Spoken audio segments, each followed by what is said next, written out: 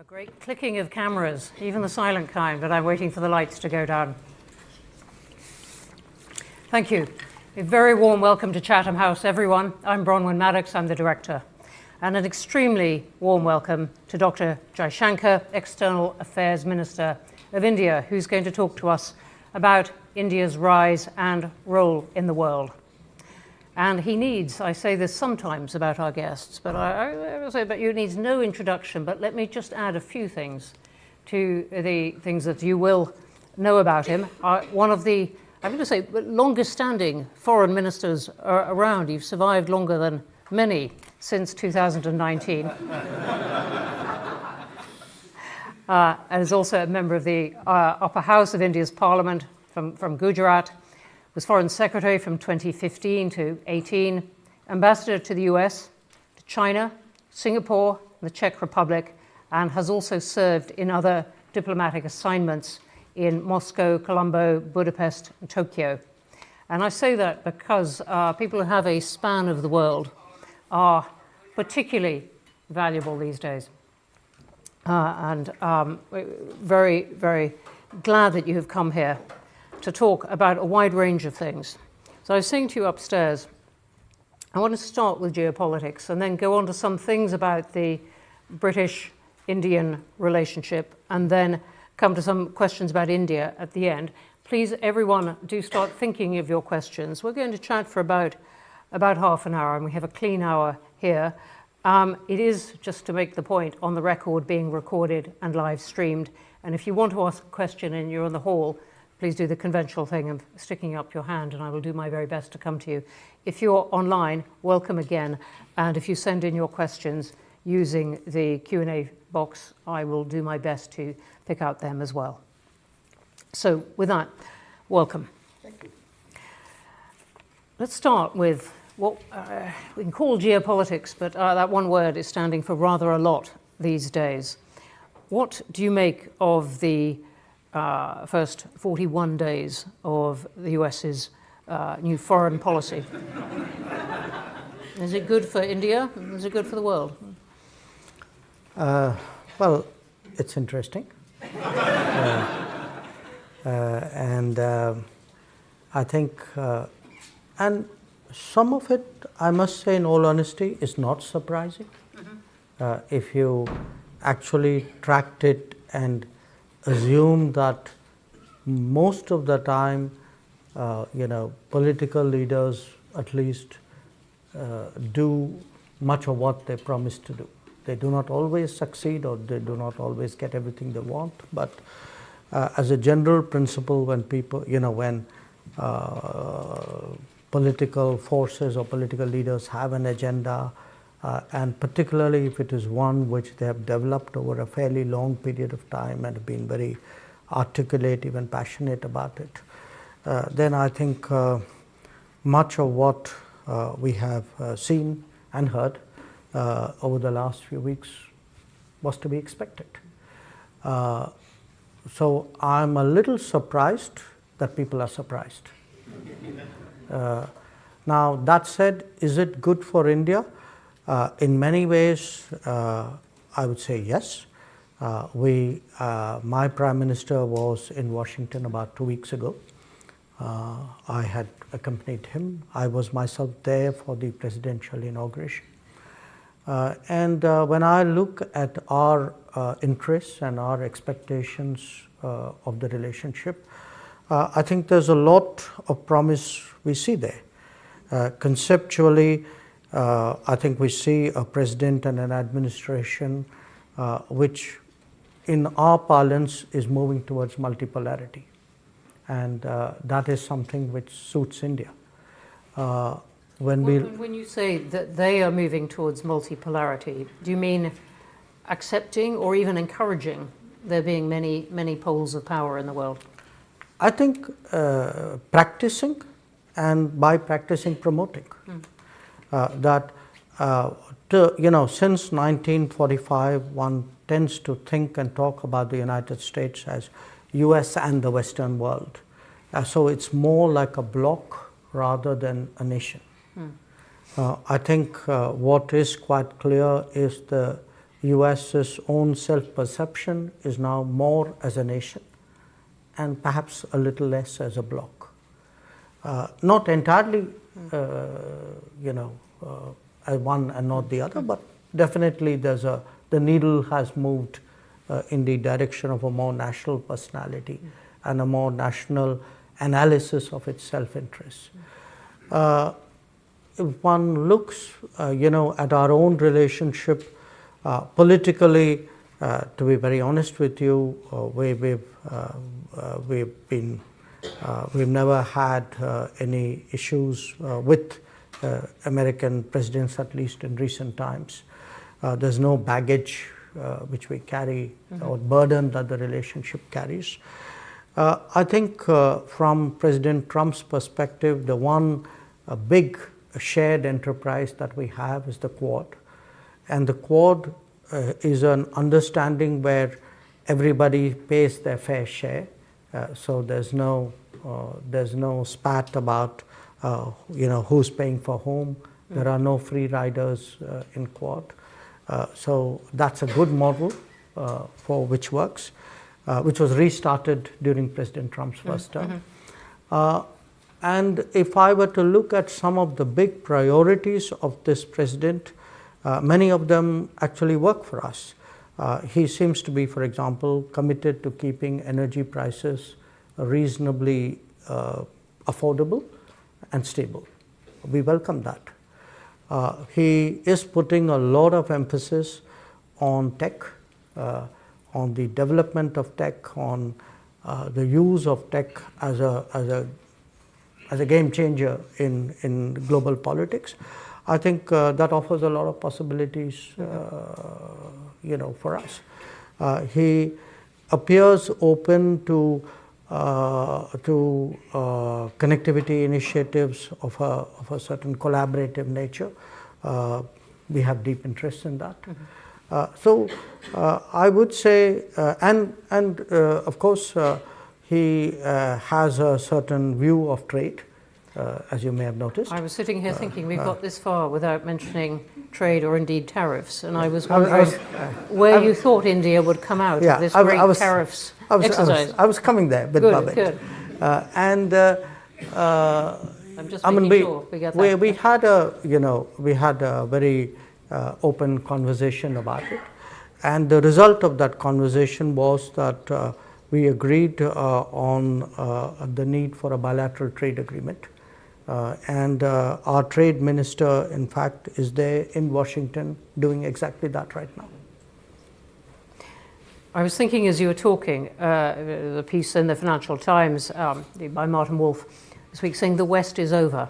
Do you think that's right? I wouldn't put it so sharply, but I would say today there are clearly, American interests are more sharply defined, and I suspect so are European interests.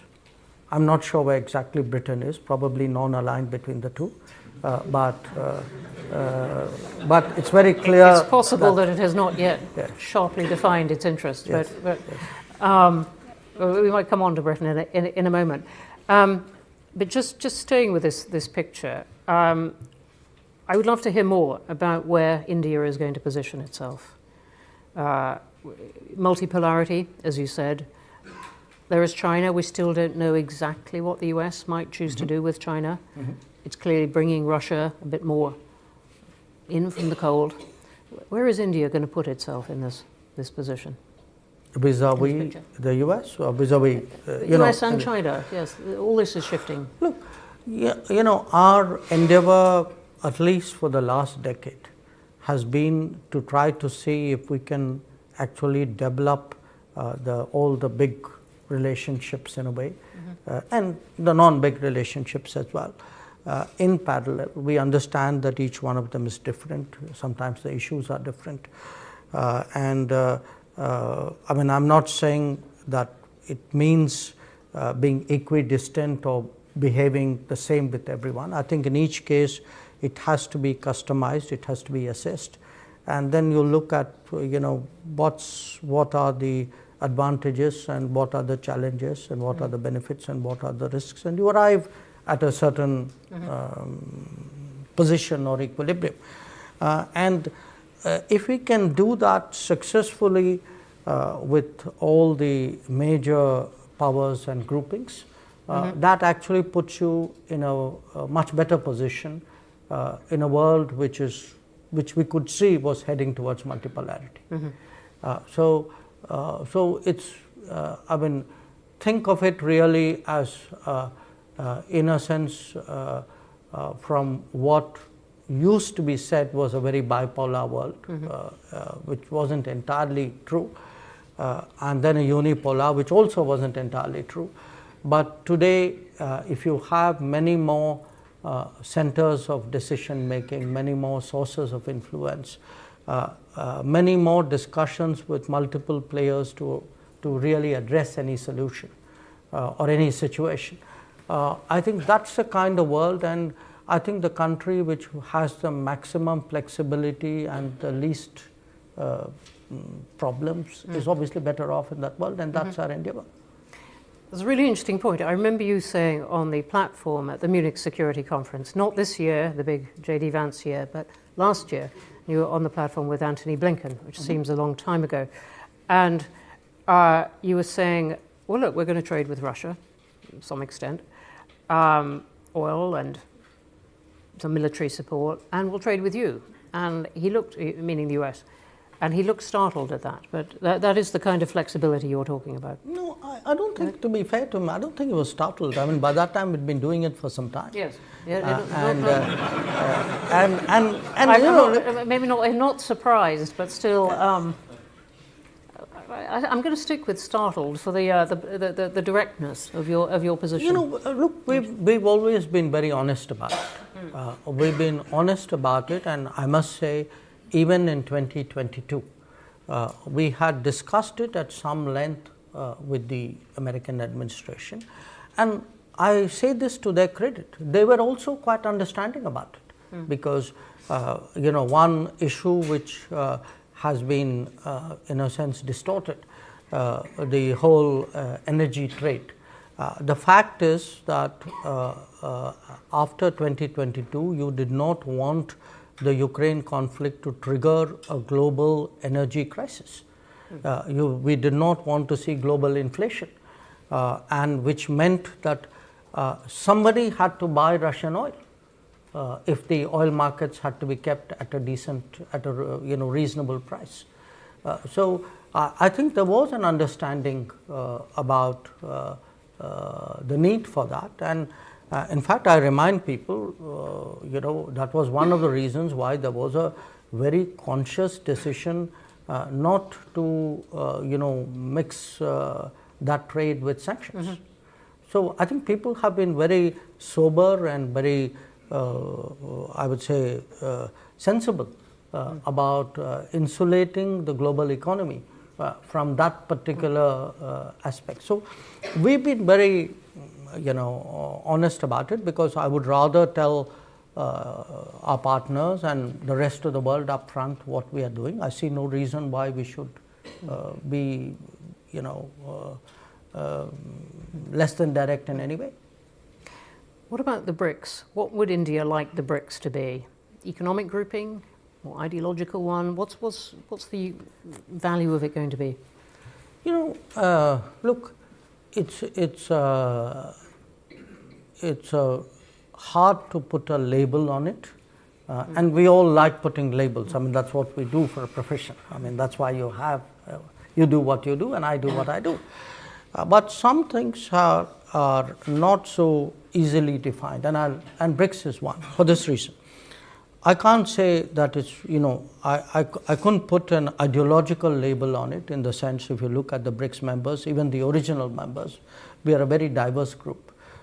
We are an exception to the normal rules on which groups are formed. I mean, normally countries who are proximate geographically to each other or have some particular shared history or some kind of ethnic or linguistic commonality. This is normally the basis to create a group.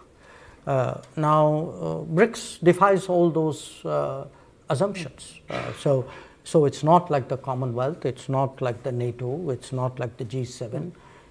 It's not like anything which had been conceptualized earlier.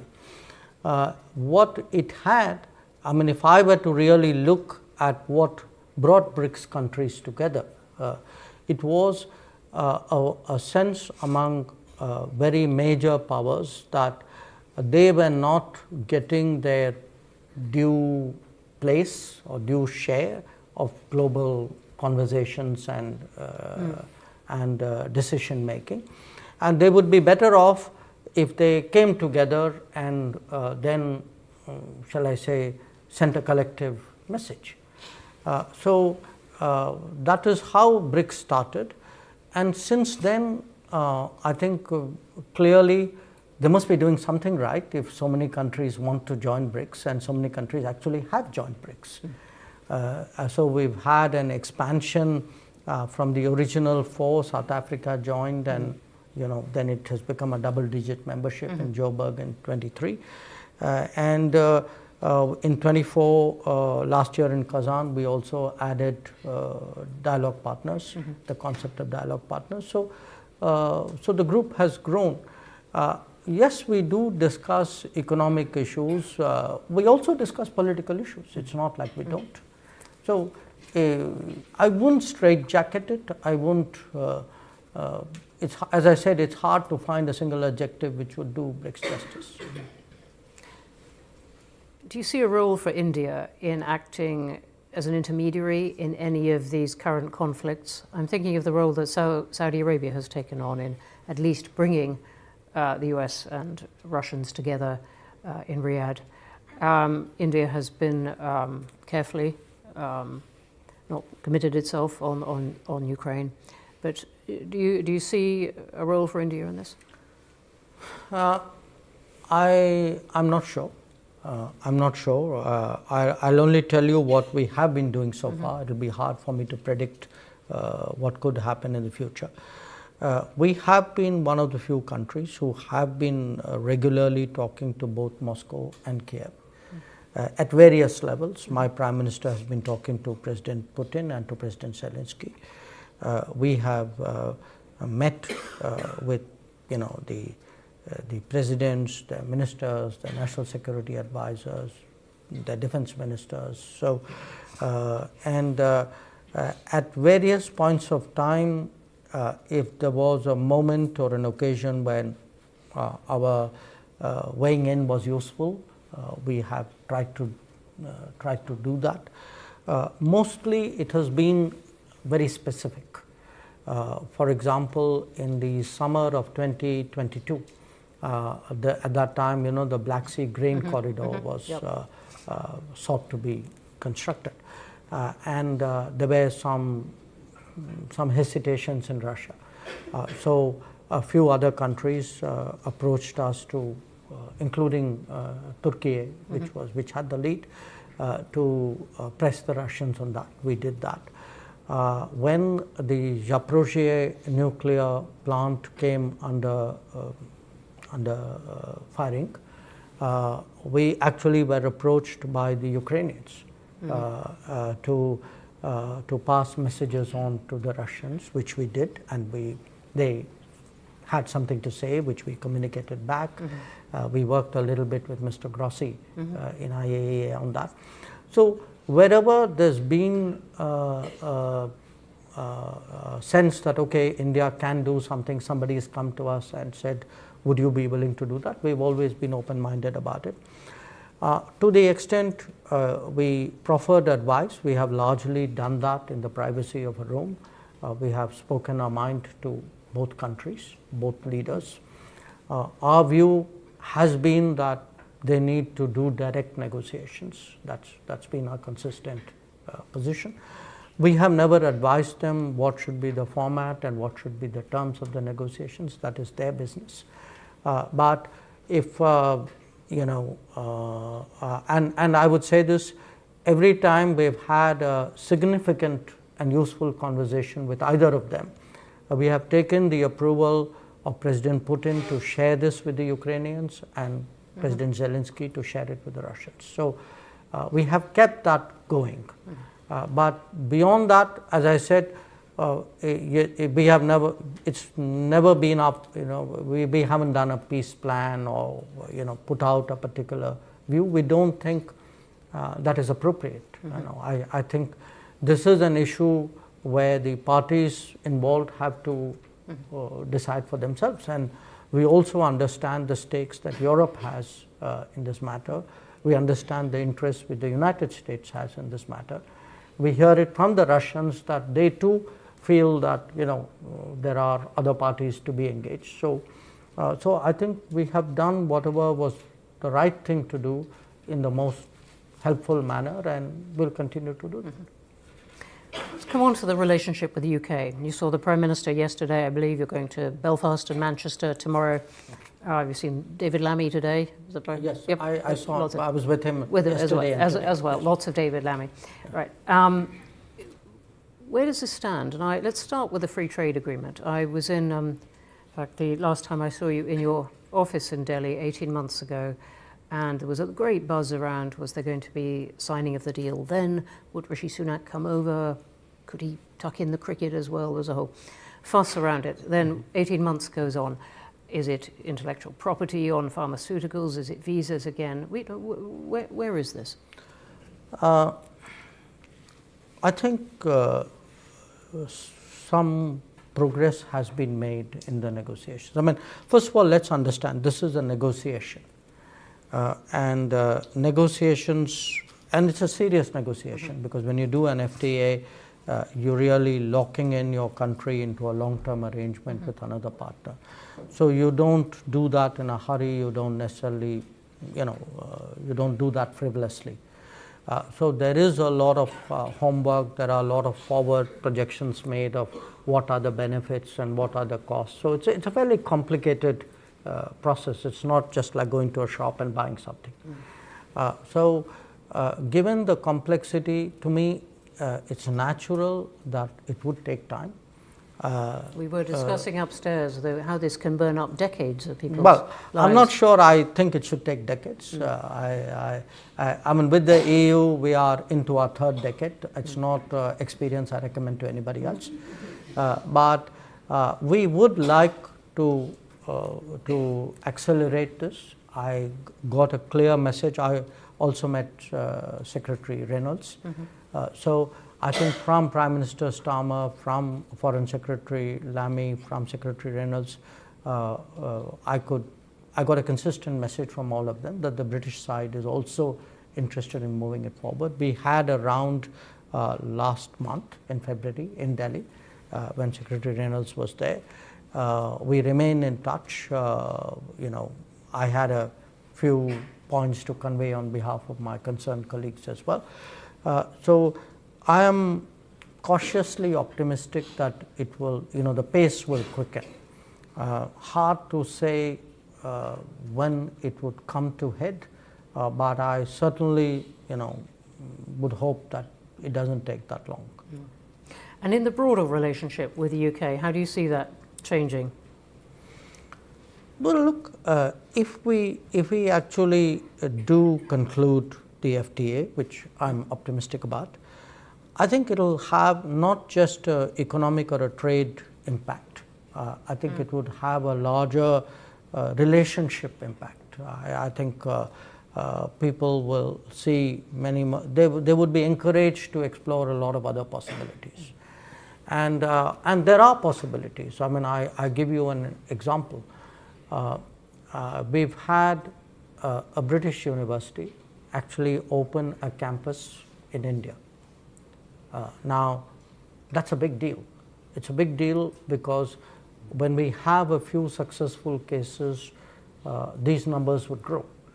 Now, we've allowed foreign universities, we've opened up the education sector to foreign universities fairly recently. If you look at the numbers, I mean, we have today about 1 million plus, maybe 1.25 million Indian students studying abroad at any given time. There would be at least twice that number of people who would have been interested, and had they had an opportunity would have liked to explore that. And in addition to that, there would be many others. If they saw instead of them going out, they actually saw the universities coming to their homes or close by, they might be interested as well. So I can think of the education sector as a completely new area which would open up. So when you have something momentous happen in a relationship, I think it will have a ripple impact on a whole lot of other sectors. I see that similarly we are considering making some significant changes to our nuclear policy, including amending our liability legislation and also contemplating the possibility of private sector operators in the nuclear field. Now that too is a potential area of collaboration. I could give you a whole lot of areas. Now I think many of these are waiting to happen. We need something like an FTA would provide that sort of tailwind which would it'd be quite wrong for me to ask you in detail everything the Prime Minister said, but nonetheless, what is the stumbling block at this point on the FTA? And there is no such stumbling block. Look, if there are negotiations sector by sector, I mean, let me say this. I mean, pretty much everything I have read about the FTA in the press is inaccurate. So people often claim. So visas are not a problem, and pharmaceutical IP is not a problem. It's good you asked me that. Yeah. Visas have nothing to do with FTA. I mean, the only visas the FTA is concerned with are the visas for intra-corporate transferees, which is business people going to take up jobs in their particular branch of the same business. So I saw these stories or these reports that somewhere there are visa demands. That's not the case. And I could give you a whole lot of other inaccurate examples. Look, it's not that there's some big boulder out there which we need to get out of the way. I think these are painstaking negotiations. And they are painstaking because, as I said, these are serious commitments which are being made, which have economic consequences, which will affect the lives of people in a way. So I think there is a sense of responsibility with which negotiators go about that business. Thanks very much indeed for that. Let me just ask you a couple of things before we go to wider questions, a couple of things about India itself. And I'm very struck by a whole line of discussion in the Indian media at the moment, summarized by the question, will India get old before it gets rich? Not the country so much as its people, but the question of whether its growth is really managing to keep up with the aging and size of the population. That's not a question which is unique to India. No, not at all. I mean, people have been asking that question on China. They ask it about some other East Asian countries. They ask it about this one too. Yeah. But, yeah. So I think it's a natural question to ask about any economy which is growing rapidly and which is consequential for the rest of the world. My sense is the pace of progress in India, I mean, this is just me talking, will actually surprise people because we have, look at it today, we are roughly, I would say, about $3,000 minus per capita economy. Okay. Think back on the rest of the world when it was at that level. What is different for us is we have the access to technologies and practices and possibilities which others at that point did not have. For example, digital. So there is a great possibility to leapfrog in terms of our development. I think I'm pretty sure that the growth of India will follow a pathway or a trajectory which would not be taken by any significant economy before us, simply because many of those possibilities did not exist for those economies at that time. I press you on it because so much hope has been attached to India's development, its trajectory, as you said. And yet there are a lot of questions about whether that can continue, or, as you said, leapfrog. No, again, I don't think any of us doubt that it will continue. I mean, we are fairly sanguine that we have multiple decades of growth at, let's say, 7% ahead of us. But I mean, naturally, with urbanization, with prosperity, I mean, there are demographic consequences to that. I mean, that's a universal rule. Why would we be an exception to that rule? But I think if you look at the numbers, I think there will be a demographic trajectory, there will be a prosperity trajectory. I am not sure that there is grounds to be as alarmed as your observation would suggest. Thank you. We might come back to that in the questions. Let me just ask you one more, something that comes up in parts of certainly with the British media, with parts of the British government, about whether India is still a place where minorities feel that they can thrive. The argument being, look, it's great if you're part of the Hindu majority, but becoming a less comfortable place if you're Muslim, Hindu, Muslim, Tamil, Sikh, whatever. Has that come up in your conversations with Britain, and what is your answer to it? I'm a Tamil, I feel completely comfortable. And I think I can say that for the High Commissioner too. So look, there is a certain politics prevalent in some parts of the world, very driven by a kind of a vote bank consideration, very driven by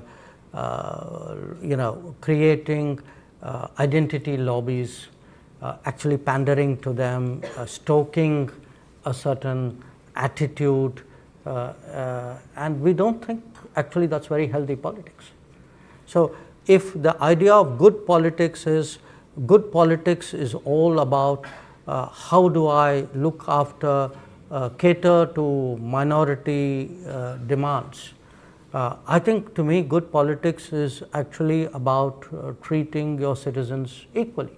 And when I look at the last 10 years and I see many of the big transformations on the way, let us say housing entitlements, loan entitlements, business entitlements, I think as a polity we've been very, very fair. To me, that kind of tokenism is actually very destructive politics. So I would actually dispute the idea that somewhere that's an ideal to which we should all aspire. I think that is a model which we actually reject. On that note, let's go to wider questions. I don't know if the question will come up again, but thank you. Forest of hands up immediately. Let me start at this far side. I'm going to take two at a time. Please. And could you wait for a microphone to come, and please identify yourself as well. My name is Sylvie. I'm a journalist from South China Morning Post. So my question is, will Modi come to attend SCO conference in China this year?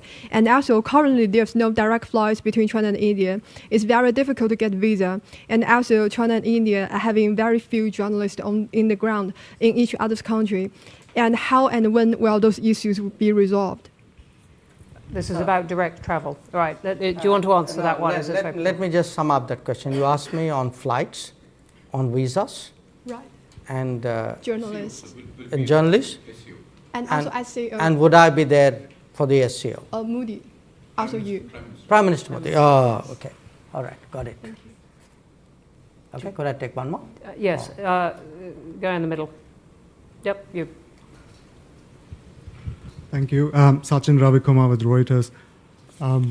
In the context of Europe trying to boost its defense capabilities, would India's defense industry have a role to play in bolstering those capabilities? And is this something you would be promoting in the coming weeks and months? And secondly, if I may, vis-a-vis trade with the US, would India be open to lowering tariffs on car imports? Thank you. Thank you. Snuck past my usual guard of saying only one question, but you got 2 in, which were defence and cars. She got 3 in. Yeah. So, We're going to go to a one question rule in a moment. on the first question, look, there was a certain context for why relations between India and China were disrupted. And the context was what China did along the line of actual control in 2020 and the situation which continued after that. Now, in October 2024, we were able to resolve many of the urgent issues, the pending issues pertaining to that, what we call disengagement of troops who had been deployed upfront. So after that, there was a meeting between Prime Minister Modi and President Xi in Kazan, and I myself have met Foreign Minister Wang Yi. Our National Security Advisor and our Foreign Secretary have visited China, and we are discussing with China some steps to see how the relationship can go in a more predictable and stable and positive direction. One of the steps which you did not mention, so let me to your 3 questions add a 4th one, which was the resumption of pilgrimage to Mount Kailash, which is in Tibet, which Hindu pilgrims have been going to for ages. So the resumption of pilgrimage, the direct flights between the 2 countries, the journalist issues, all these are being discussed. But there are some other issues. For example, we had a mechanism about trans-border rivers. That mechanism had stopped to meet because the relationship was very badly disrupted after 2020. So we're looking at this package. I mean, I think people tasked with that mandate are dealing with each other. It's hard, obviously we would like to see it done sooner rather than later, and then we'll see what happens after that. On your question, Can the Indian defence industry profit from yeah, Europe's new need for defence? We have a substantial Indian state-owned defence industry, but also now a growing Indian private sector defence industry. They are global in their interests and aspirations. It's, even the state-owned ones, these are enterprises. They make the decisions depending on where there's demand and, what the market opportunities are. Normally, we leave it to them to make the business, the corporate decisions that they should, unless our national interest or our security interests are involved in some way.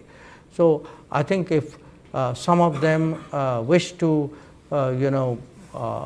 look at demands in Europe, I think that is a business decision that they should be taking. On the issue of tariffs, as I said, we have understanding that we would be negotiating a bilateral trade agreement with the United States. So that process would unfold. Our trade minister is there holding discussions right now. So one has to see where that goes. Okay, another forest of hands. Right, I'm going to take the woman on the aisle there. My name is Palvasha, and I wanted to ask about, you mentioned BRICS and India's role in BRICS. Do you see India's role in the Middle East, because you spoke about Ukraine, but what about the Middle East, in specific Gaza? Okay, thank you very much. Here in the front, Chitij. I'm going to take three this time. Kshitij Bajpayee, Senior Research Fellow for South Asia, Chatham House. Many thanks for your very insightful remarks. I had a question about India's neighborhood. India resides in a region in which 3 countries are in the midst of IMF bailouts, Sri Lanka, Pakistan, and Bangladesh. 2 countries could be regarded as potentially near failed states, Myanmar and Afghanistan, and 2 countries with which India has a history of difficult relations, which also happen to be nuclear weapon states, and it also has active territorial disputes. Of course, I'm referring to China and Pakistan. You also have a relatively low level of regional economic integration and institutional integration, at least compared to other regions in terms of intra-regional trade. So my question is do developments in India's neighborhood, do they hold back or undermine India's global aspirations? Or to put it more bluntly, can India rise without its region? Thank you. Thank you. And I'm going to take one more right here in the front. Thank you very much. I'm David Lubin. I'm an economist here at Chatham House.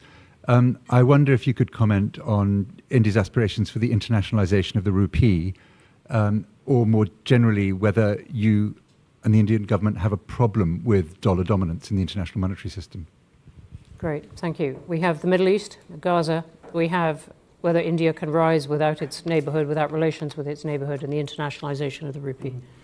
On the Middle East, obviously we have significant interests. I mean, depending on how you define the Middle East, if you were to include the Gulf in it, we would have more than 10 million Indians actually living there. The trade, our trade with the Gulf would be today, our exports to the Gulf alone would be close to $100 billion. Our trade with the Mediterranean is close to $85 billion. The Mediterranean has almost 500,000 Indians living in the littoral states of the Mediterranean. So if I were to, and if one looks at the footprint, the economic footprint, I mean, whether it's the Mediterranean countries, whether it's the MENA countries, whether it's the Gulf, I mean, there isn't a country where there isn't today some kind of significant Indian project, business, infrastructure, activity. So yes, we would like to see a stable, safe, prosperous Middle East, but we do understand, I mean, right now the situation is very complicated. Again, we have a position which is obviously, in my view, very objective and balanced. I mean, we do condemn terrorism and hostage taking. We do believe that countries have a right to respond to that, but we also believe that humanitarian law should be observed when undertaking operations.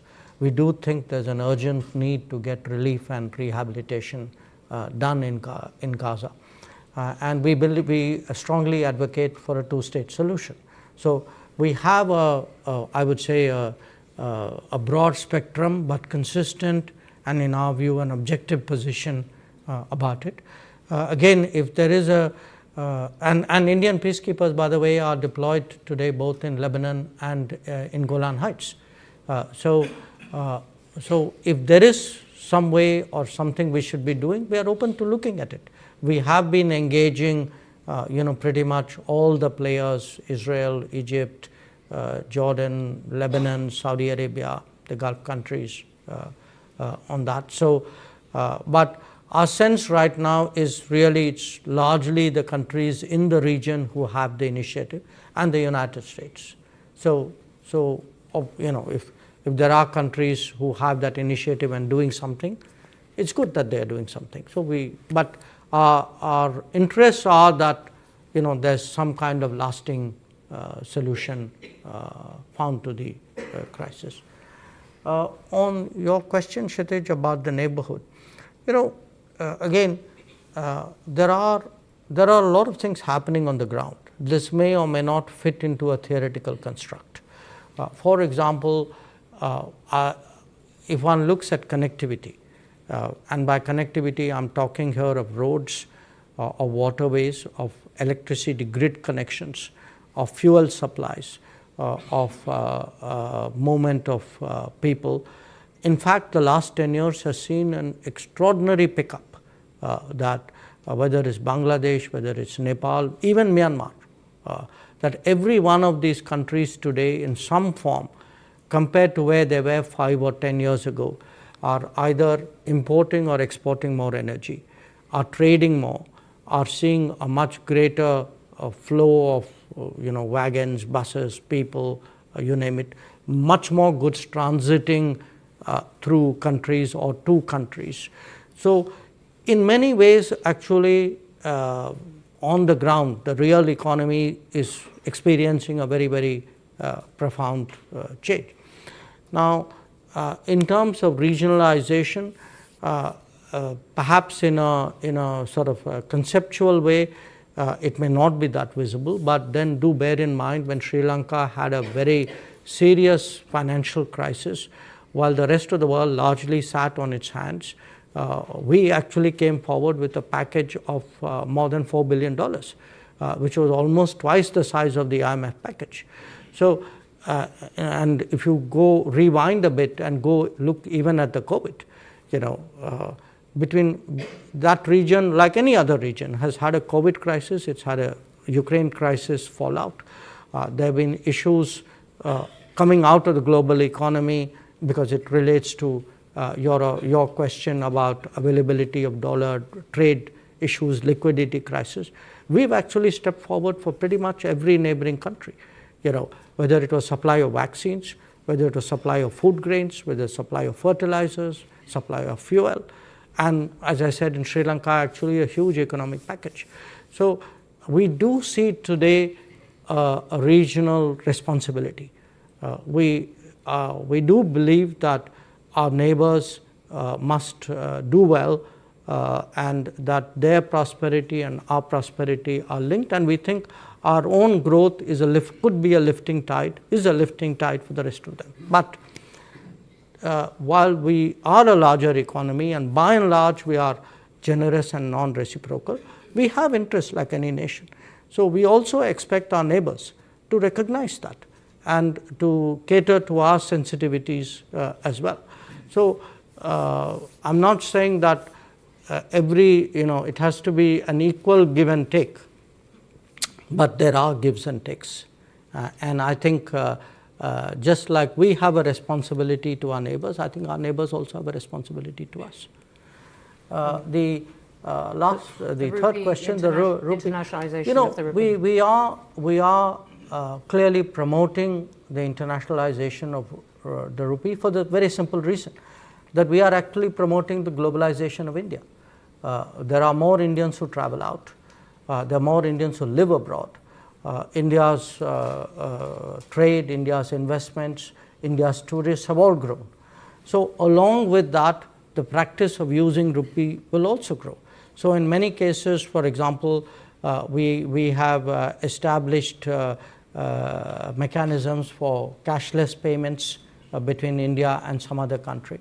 We have, in certain cases, supported trade settlements, but we have also supported trade settlements because there is a shortage of hard currency in many countries, especially of dollars. So in a way, there is a steady, I would say, externalization of rupee transactions. That's part of the globalization of India. But where the role of the dollar is concerned, I think we are very realistic about it. We have never had a problem with the dollar. Our relations with the US are probably at the best ever that they have been.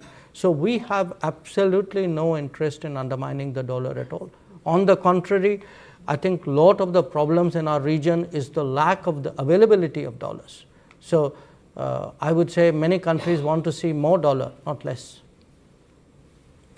Thank you. Take a gentleman here on the aisle. Yep. My name is Nisar. I am an author and a journalist. Let me make you a little nervous, Your Excellency. Thank you very much for your dissertation. Yeah. Kashmiris are up in arms because India is occupying Kashmir illegally. That's the reason why they are protesting. Now, given Is that a question? given given the Donald given Mr. Trump's zeal for striking peace and peace deal, can Narendra Modi use his friendship with Donald Trump to solve out the problem of Kashmir? There are 1 million soldiers stationed in Kashmir to control 7 million Kashmiris. So what are you going to do about the Kashmir problem? Okay, You haven't spoken about Can we it. just capture Thank the you. question there? Thank you. And there was a similar one from Naomi Canton of the Times of India, pegged to the debate in the UK Parliament today mentioning Kashmir. All right, Kashmir, what are you going to do to solve it? Woman on the aisle in black and white, I think. Thank you. I'm Vedika, and I am a student at King's College London, studying international relations. So my question is that when we talk about global South aspirations, and at the same time we talk about India and China's rivalry, so sometimes because of this rivalry, the global South aspirations are somehow diluted. Do you think this rivalry can sort of reduce the impact of the global South in the larger context? And what measures can Indian foreign policy and the decision makers take to make sure that this does not happen? Thank you very much indeed. And let me add one from online. Ishan Devala, do you see an opportunity for better relations with China in a multipolar world? Which relates to that last one.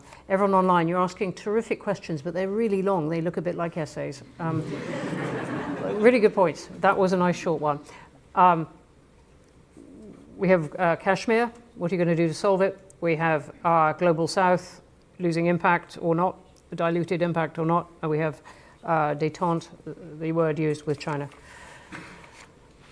Oh, okay.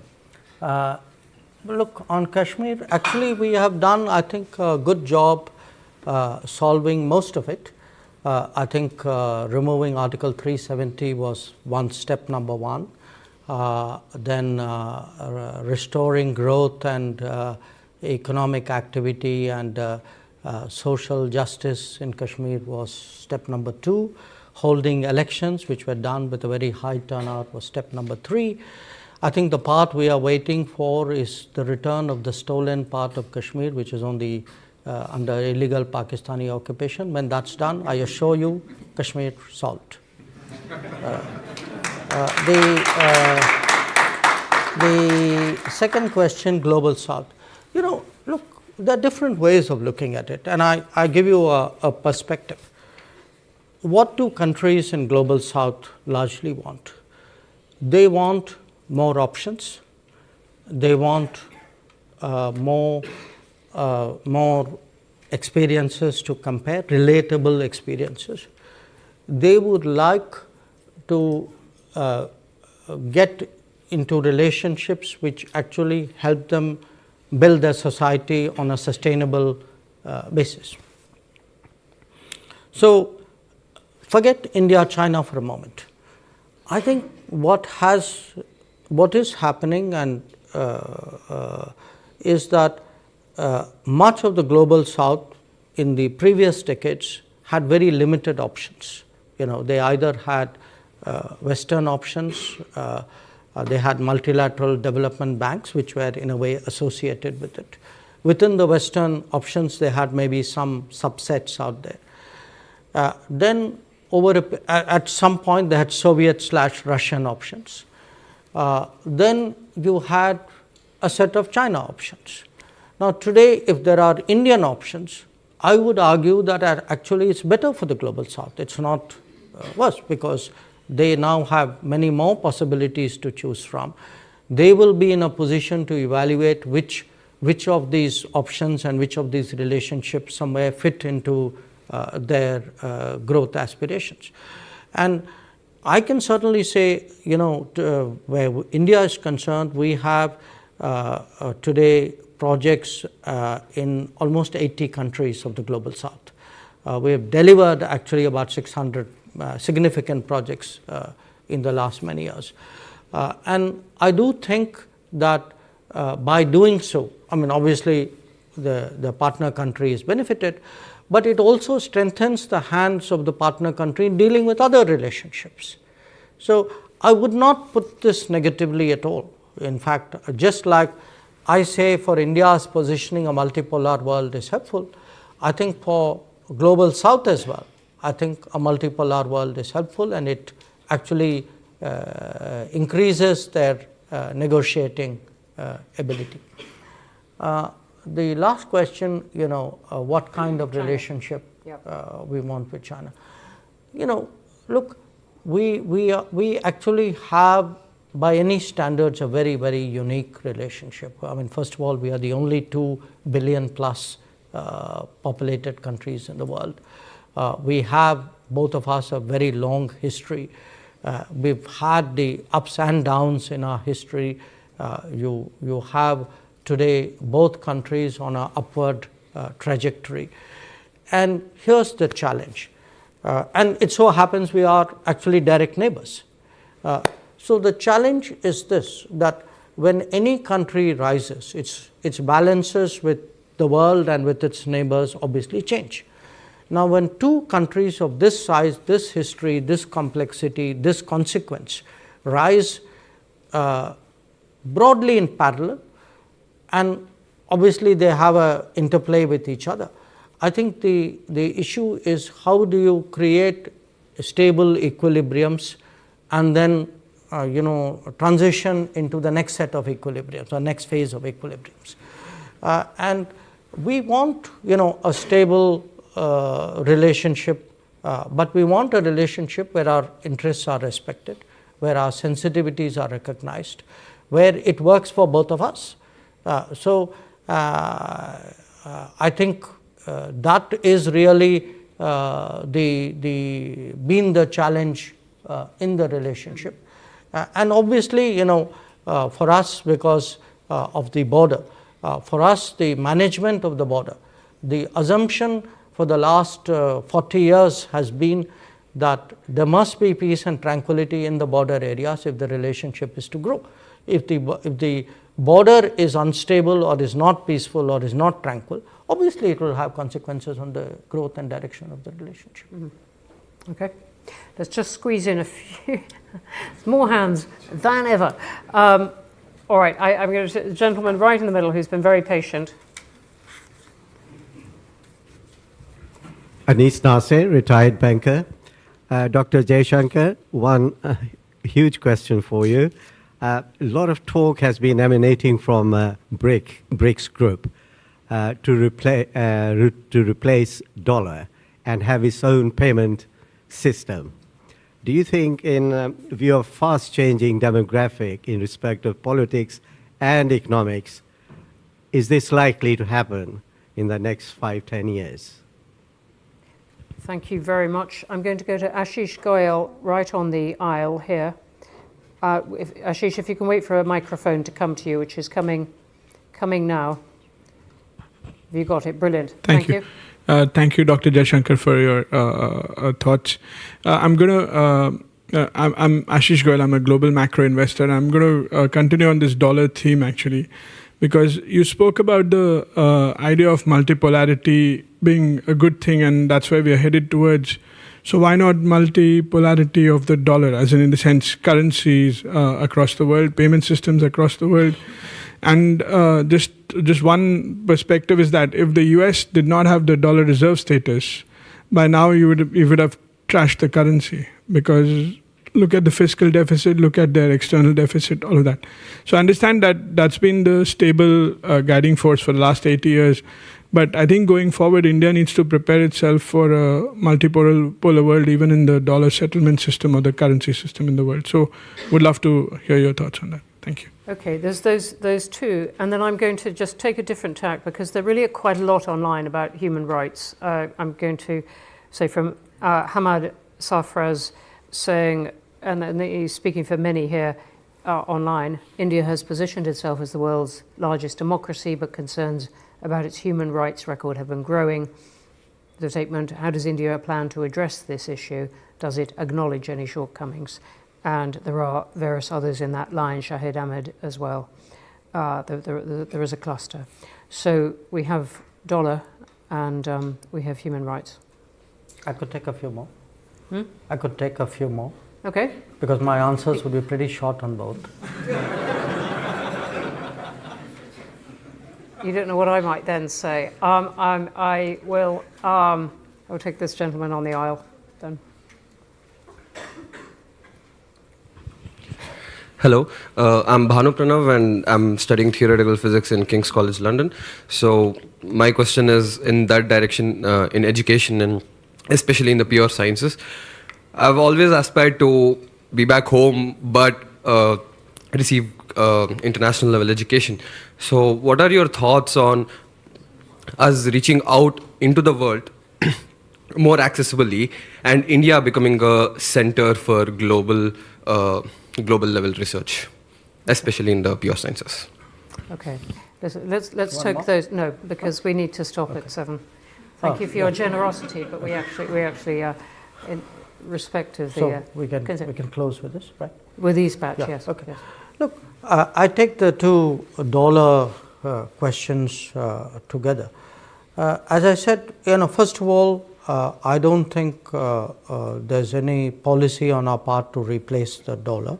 As I said, at the end of the day, the dollar as the reserve currency is the source of international economic stability.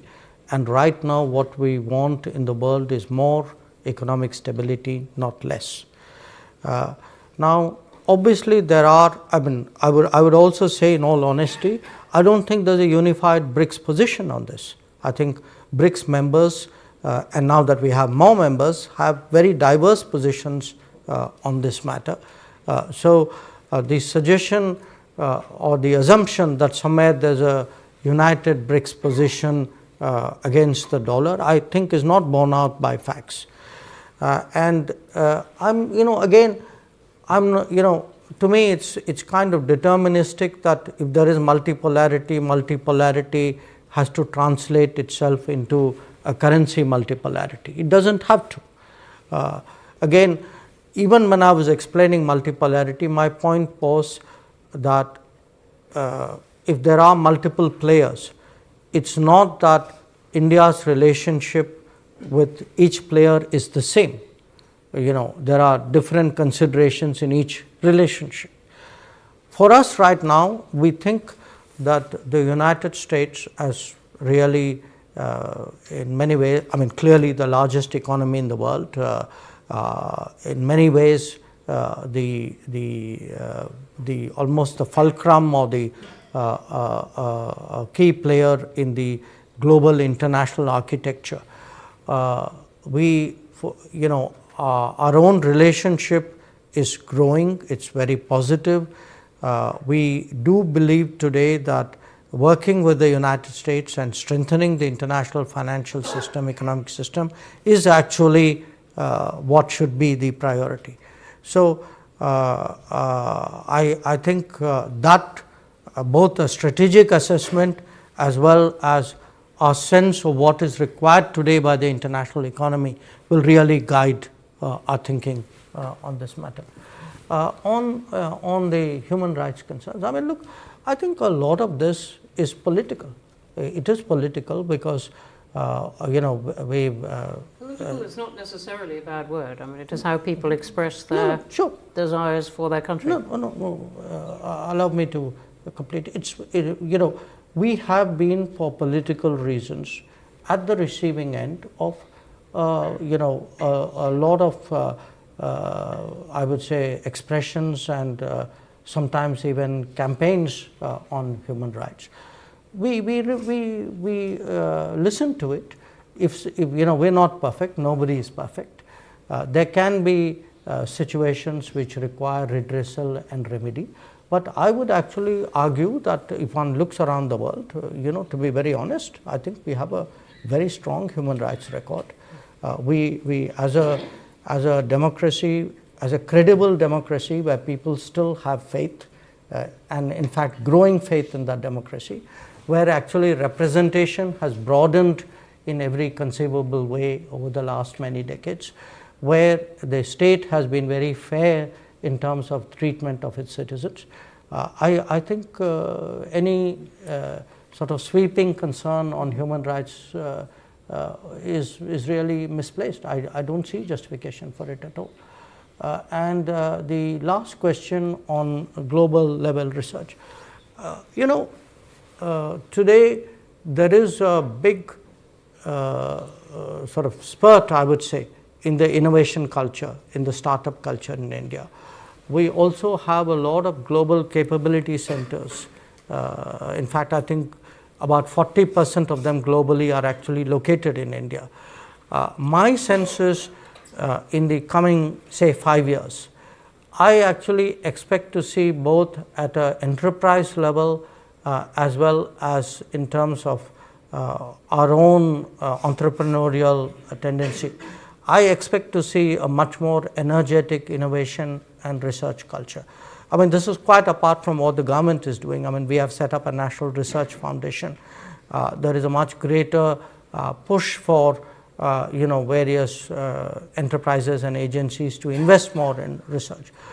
There are some standout sectors. I mean, space would clearly be one, where you can see really what has been a very youth-driven, often I would say almost outside the government innovation, which has paralleled what have been enormous steps taken by the government-led program as well. But it's happening in a whole lot of other areas. And I think for young people in India today, there are possibilities and opportunities out there which probably didn't exist in the previous decade. We are going to have to stop there. There was a forest of hands up. There are loads of great questions online, very few which I could squeeze in, but many of them thought-provoking, some of them charming. I'm looking at Raghu Ramachandran saying, what is your personal desire or vision for the world in the next 25 years, which I didn't bring in. You might have to wait for your next book. Everyone, can you join me in thanking Dr. Jaishankar?